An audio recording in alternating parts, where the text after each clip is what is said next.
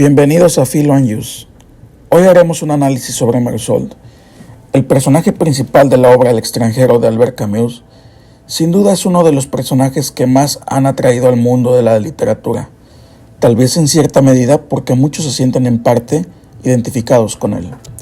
Mersault, pues, posee una forma de ser que es contraria al comportamiento correcto, si hoy lo queremos ver así, que estipula la sociedad absurda que lo envuelve.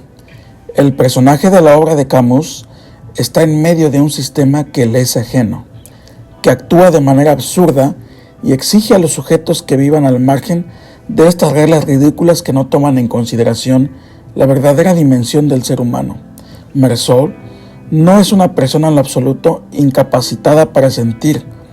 Durante el desarrollo de la obra da muestras emotivas que niegan que sea un ser desprovisto de sentimientos. Por primera vez, desde hacía muchos años, tuve un estúpido deseo de llorar porque sentí cuánto me detestaba la gente. Cierta hora en la que ocurríame sentirme feliz.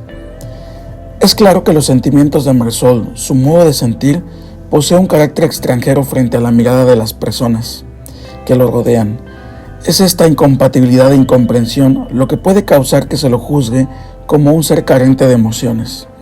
Mersault tampoco es ajeno al mundo de los placeres, es decir, que no es un ser en lo absoluto incapacitado para el goce placentero.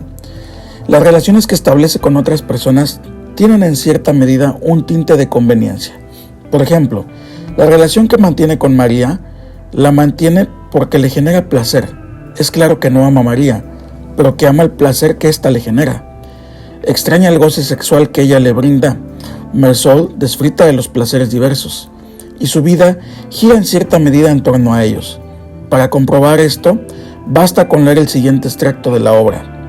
Después, volví a casa, dormí un poco porque había bebido demasiado vino, y al despertarme, tuve ganas de fumar. Iba retrasado y corrí para subirme a un tranvía. Trabajé hasta la tarde.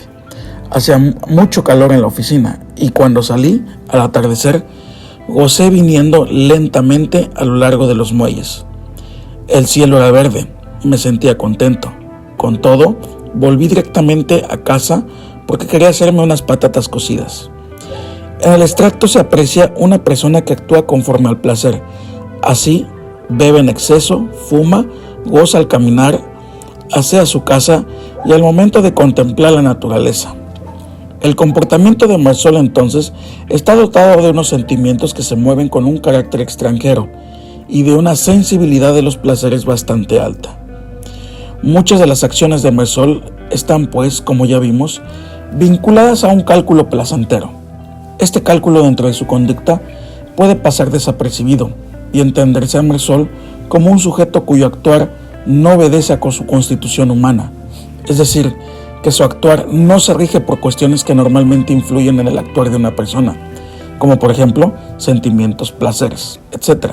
Entonces, si Mersault posee sentimientos y disfruta de placeres, y que con esto no es indiferente de los más básicos requisitos para no ser considerado un robot o un extraterrestre, ¿qué es lo que lo convierte en un extranjero?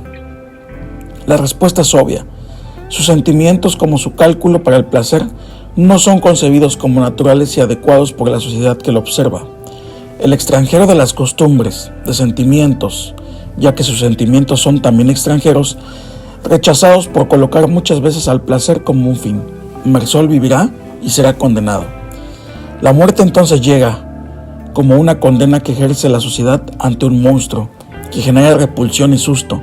Mersault no se arrepiente de ser como es, y no habría por qué hacerlo.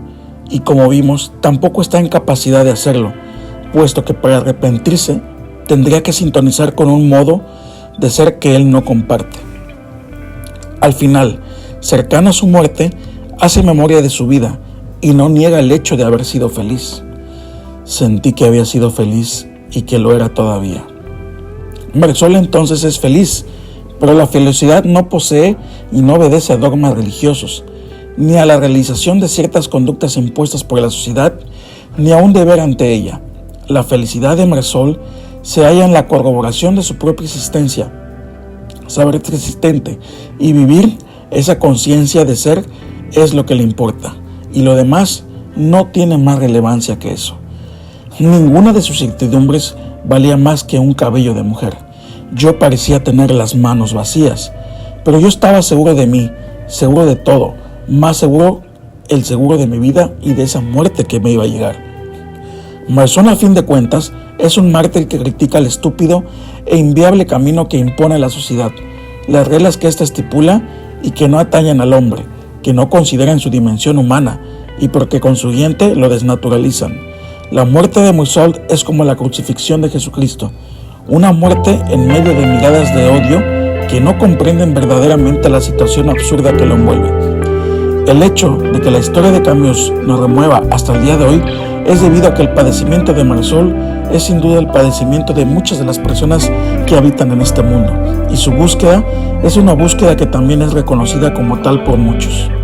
La mirada de Albert Camus por este medio de la mirada de Marsol es la mirada de un modo de ser occidental que pierde sentido y se distorsiona conforme el tiempo avanza. Finalmente, habiendo analizado al personaje de Albert Camus, se descubre que lo que debe ser verdaderamente repudiado es el sistema social que no permite vivirse como humano y que genera en este un sentido de no pertenencia y provoca que su vida no tenga más sentido que su propio ser y la conciencia de este. Como hemos visto, pareciera ser que Marsol vive ensimismado, vive alienado en un mundo indiferente a él. ¿No es acaso esa la situación que hoy vivimos? Personas que solamente viven de lo que sienten y de su pura experiencia sensorial, sin tratar de conseguir